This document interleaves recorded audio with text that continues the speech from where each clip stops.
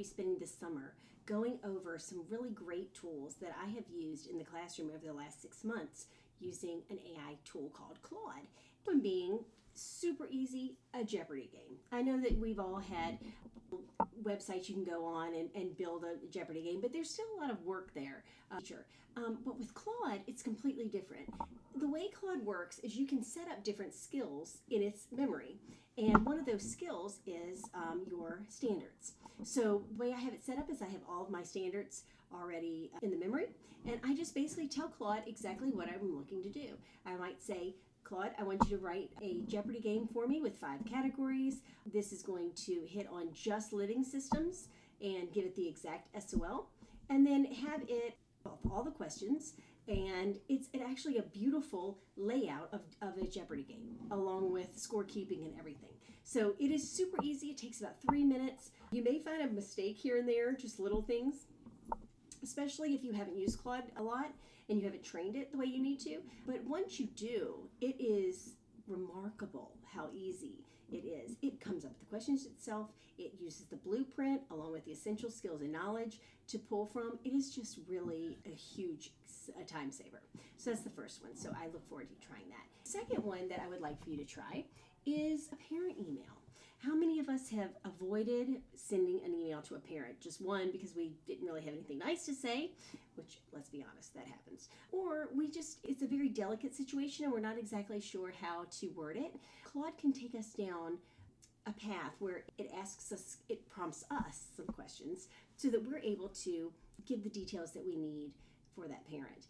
It gives you just the right tone. It gives you second thought about what you might write, how it might come across, if it's positive or negative, right? So just trying that is pretty amazing. You can also do an entire class at one time. I'll use an example. When I did my winter growth assessments and asked for an analysis of that, it actually gave me a parent email for each student and where their weaknesses were and where their strengths were. I was able to give each one of my parents a letter that had all of those things already written in there. Now, did I edit and did I go back and review it to make sure it was accurate? Absolutely. Because all AI, you must always do that because you just cannot trust it. They hallucinate sometimes. You might hear that term.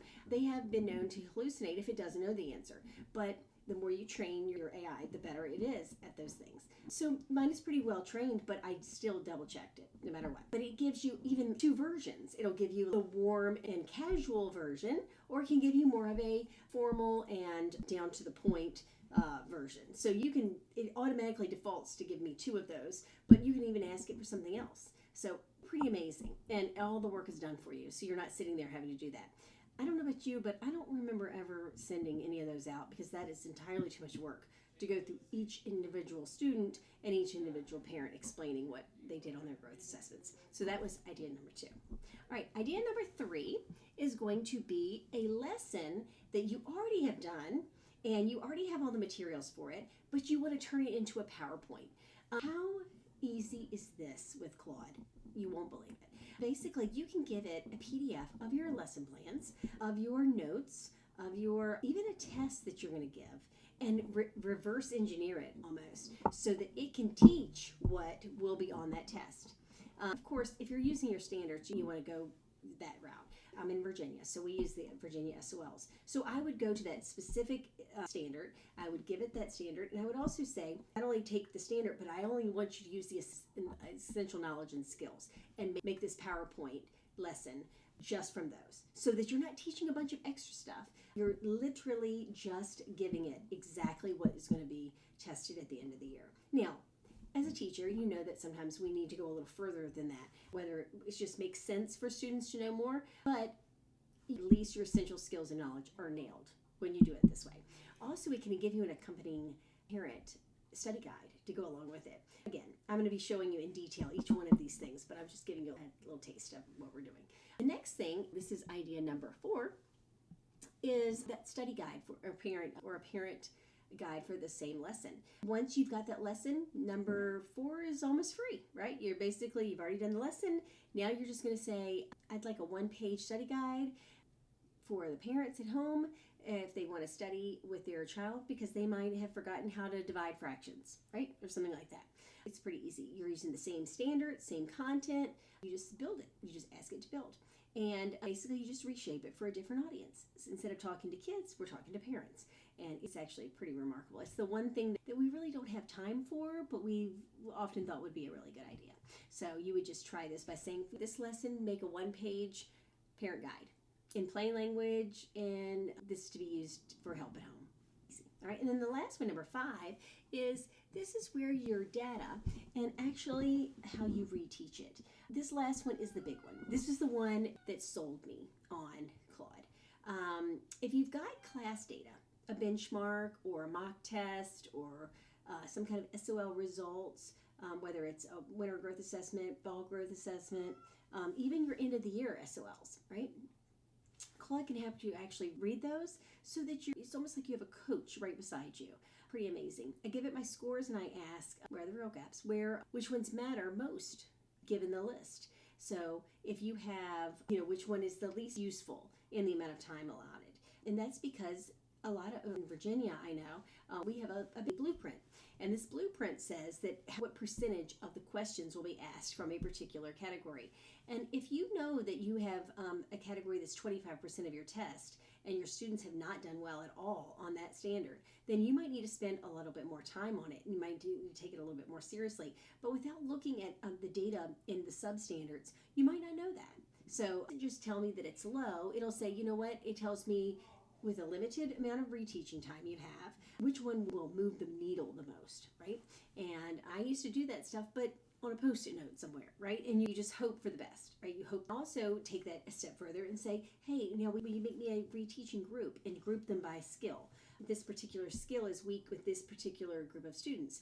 Might not be the same exact group the next unit, right? Because we don't just lump them all. If it's line plots or whatever, they might understand simile plots, but they don't understand line plots. Well, without learning and having Claude just really dig deep into the data, you might not pick up on that. You might just think they're bad at graphing or they're bad at probability or whatever. And this gives you at least an idea where somebody with another set of eyes is looking at your data saying, hey, listen, if I were you, I would use my time that's left to work on this. And here is who needs it the most. And it'll actually group them. It's pretty amazing. So in closing, this is what I want you to know. There's not just 5 things. It's limitless. I have used it 6 months straight, and every single day, Claude has been in my classroom in some way, shape, or form.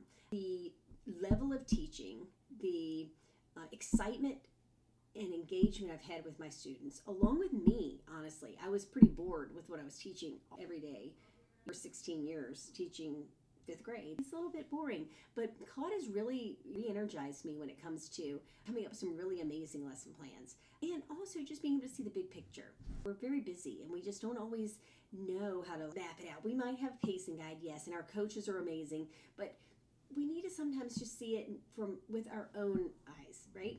And with our own students, keeping that in mind. Some of us have weaker students and it's going to take us a little bit longer in certain sections. So using Claude as an assistant is just a real asset in the classroom. And I hope that you can come to the next video because I'm going to be digging a lot deeper into each one of those ideas and show you exactly how you do it with some examples. So I really look forward to seeing you. Make sure you like and subscribe. And would you share with some other teachers, because this is the only way that it's really going to get out there. I think you're going to I don't think you're going to be disappointed. I think you're really going to like what you see. All right. I will look forward to seeing you next time. Thanks.